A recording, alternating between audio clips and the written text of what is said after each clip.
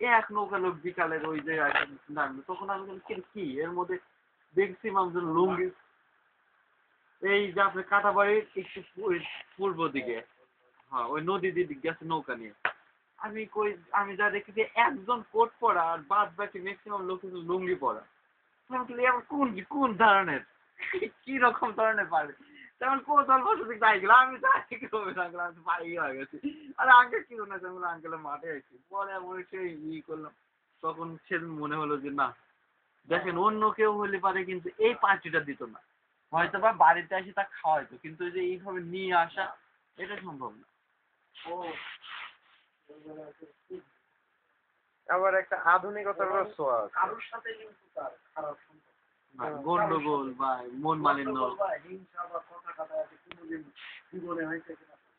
যে কারোর সাথে কোনো না হয়েছে না, ওরা মানুষের কেউ যদি এসে আমার উপর ইয়ে করে তাহলে আমি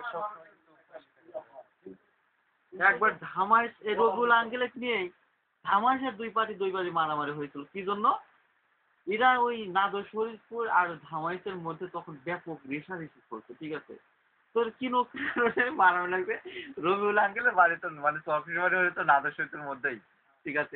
আমার কয়েকজন মাঝে ধামাইছে, তখন আবার আবার কিন্তু ফ্রেন্ড থাকলে কি রবিউল মারলো কি জন্য?